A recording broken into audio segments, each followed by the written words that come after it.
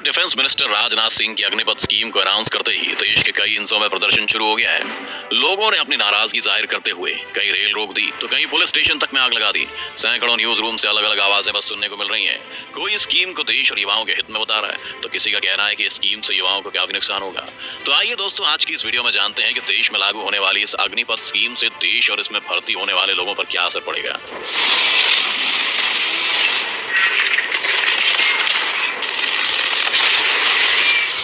दोस्तों, अग्निपथ स्कीम के फायदे और नुकसान के बारे में जाने। आइए उससे पहले जानते हैं कि आखिर अग्निपथ स्कीम है क्या। सरल भाषा में समझें तो Agnipath pan India merit based एक रिक्रूटमेंट स्कीम है जिसके तहत आर्मी, नेवी और एयरफोर्स में रिक्रूटमेंट की जाएगी। इस स्कीम के मुताबिक 4 साल की सेवा के दौरान युवाओं को अग्निवीर के तौर पर भर्ती किया जाएगा और इन अग्निवीर को military skills, discipline, physical fitness, leadership qualities, courage, patriotism और टीम वर्क जैसे स्किल्स में ट्रेनिंग दी जाएगी। बेसिकली एक तरह की कॉन्ट्रैक्ट जॉब होगी और इसमें सबसे पहले 6 महीने की ट्रेनिंग दी जाएगी और फिर ये सर्विस ज्वाइन करेंगे। हम आपको बता दें कि इस योजना के तहत सरकार ने अंग्रेजों के बनाए आर्मी रूल जो कि अभी तक फॉलो किए जा रहे थे उसमें भी बड़ा बदलाव किया है। बदलाव यह है कि अग्निवीर भारत की किसी भी रेजिमेंट का हिस्सा बन सकते हैं बिना इस बात की चिंता किए कि उनका बैकग्राउंड उस रेजिमेंट के बैकग्राउंड से मैच होगा या नहीं, जिसे हम जातिगत व्यवस्था कहते हैं। इन अग्निवीर को उनके सर्विसेज के दौरान सैलरी दी जाएगी। इसके अलावा भी सरकार ने 4 साल बाद रिटायर्ड अग्निवीर के लिए सेवा निधि पैकेज का अनाउंसमेंट किया है। इसके बारे में हम विस्तार से वीडियो में आगे बात करेंगे।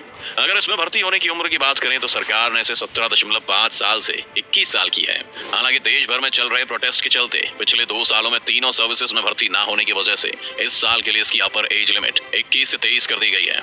अब आप सोच रहे होंगे कि ये तो एक कॉन्ट्रैक्चुअल जॉब है, 4 साल बाद इन युवाओं का क्या होगा। तो हम आपको ये बता दें कि 4 साल पूरे होने के बाद 25% अग्निवीर को 15 साल के फुल टर्म के लिए परमानेंट कर दिया जाएगा और बाकियों को डीमोबिलाइज कर दिया जाएगा। हालांकि अगर कोई चाहे तो 4 साल पूरे होने के बाद वो मिलिट्री के लिए वॉलंटियर कर सकते हैं। 4 साल की सर्विसेज के दौरान इन अग्निवीर को हर महीने लगभग 40,000 रुपए के तौर पर दिए जाएंगे। 4 साल पूरे होने के बाद जिनकी सर्विसेज खत्म हो जाएगी, यानी कि जिन्हें रिटेन नहीं किया जाएगा, वो 75% लोगों को 11.71 लाख रुपए दिए जाएंगे। हालांकि इस पैकेज को सैलरी से ही पार्टली फंड किया जाएगा। दरअसल पीएफ के तौर पर सरकार सैलरी का 30% हिस्सा सेविंग के रूप में रख लेगी। साथ ही इसमें सरकार खुद भी इतने ही पैसे ऐड करेगी। सेवा निधि पैकेज को इनकम टैक्स से छूट दी जाएगी।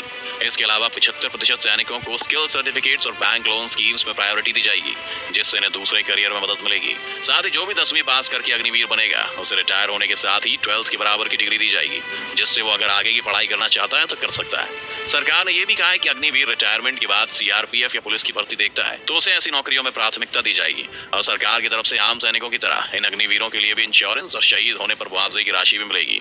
साथ ही हम आपको ये भी बता दें कि जहां स्कीम से पहले नेवी में महिलाओं को सेलर्स के तौर पर रिक्रूट करने का प्रबंध नहीं था, वहीं स्कीम के तहत अब नेवी में भर्ती होने वाली महिलाएं सिर्फ ऑफिसर्स के तौर पर ही नहीं बल्कि सेलर्स की पोस्ट पर भी रिक्रूट की जाएंगी। अब आप सोच रहे होंगे कि स्कीम में तो भला फिर ऐसा क्या है कि देश के कई हिस्सों में लोग सड़कों पर उतर आए हैं। तो दोस्तों, हम आपको बता दें कि असल में सेना के 3 अंगों के नियम है कि अगर एक सिपाही सेना में अपनी 15 साल की सेवा पूरी कर लेता है तो वह सरकार से पेंशन पाने के योग्य हो जाता है। यानी मान लीजिए अगर कोई इंसान 21 साल की उम्र में सेना में भर्ती हुआ है तो वो 36 साल की उम्र में सरकार से पेंशन लेने के योग्य हो जाएगा। लेकिन अब जो ये नई योजना आई है उसके तहत ये ड्यूरेशन 4 साल की होगी और 4 साल बाद सरकार अग्निवीरों को पेंशन नहीं देगी। दूसरा कारण जिसकी वजह से स्कीम के खिलाफ इतना गुस्सा देखने को मिल रहा है वो ये है कि पिछले 2 सालों में सरकार ने किसी भी सर्विसेज में भर्ती नहीं निकाली है और जैसा कि हमने आपसे पहले भी कहा कि सरकार ने स्कीम में अपर एज लिमिट 21 साल तय की थी, लेकिन युवाओं का कहना है कि पिछले 2 सालों से आर्मी की कोई भर्ती ना निकलने की वजह से वो अपर लिमिट भी क्रॉस कर चुके हैं। इसके बाद सरकार ने इसमें बदलाव किया और अपर एज लिमिट को 1 साल के लिए 21 से 23 साल कर दिया गया। इसके अलावा जैसा कि हमने कहा कि स्कीम के तहत रिटायर्ड हुए अग्निवीर को सीआरपीएफ में सर्विस देने का अवसर मिलेगा और लोगों का यह अनुमान है कि बड़े पैमाने पर रिटायर हुए अग्निवीरों को केंद्रीय बलों या फिर पुलिस में अवसर मिलने से दूसरे नौजवान जो पुलिस और सीआरपीएफ की तैयारी में लगे हुए हैं उनकी भर्ती पर भी असर पड़ेगा। कई लोगों का कहना है कि ऐसे में तो इन नौकरियों के लिए काफी कंपटीशन हो जाएगा और 75% रिटायर्ड हुए अग्निवीर पूरी तरह बेकार हो जाएंगे। अब अगर लॉजिकली सोचें तो इसमें शामिल होने से रिटायर होने तक युवाओं की उम्र लगभग 27 साल हो जाएगी। अब इन्हें उस उम्र में दूसरी नौकरी मिलना मुश्किल हो जाएगा और इससे तो देश में और बेरोजगारी बढ़ेगी। लेकिन अगर इजराइल की बात करें जहां हर नागरिक के लिए 3 साल सेना में अपनी सर्विसेज देना कंपलसरी होता है, उसमें यह पाया गया है कि पूर्व सैनिकों को आसानी से नौकरियां मिल जाती हैं और आज जो इजराइल की टेक्नोलॉजी इंडस्ट्री दुनिया के बड़े बड़े देशों को टक्कर दे रही है उसमें पूर्व सैनिकों का खास योगदान है। आपका इस बारे में क्या कहना है दोस्तों, हमें कमेंट में जरूर बताएं। कई विरोधियों का ये भी कहना है कि इन अग्निवीर को सीमा पर दुश्मन से लड़ना होगा, इसलिए 6 महीने की ट्रेनिंग उनके लिए काफी नहीं होगी और सरकार ऐसा करके उनके साथ खिलवाड़ कर रही है। दोस्तों आपको क्या लगता है, सरकार द्वारा लाया गया ये बदलाव देश और नौजवानों के लिए सही है या नहीं, और अगर नहीं तो इसको और बेहतर बनाने के लिए सरकार को इसमें क्या बदलाव करने चाहिए, हमें कमेंट सेक्शन में लिखकर अपनी राय जरूर बताएं। उम्मीद है आज की हमारी इस वीडियो से आपको कुछ नई जानकारी मिली।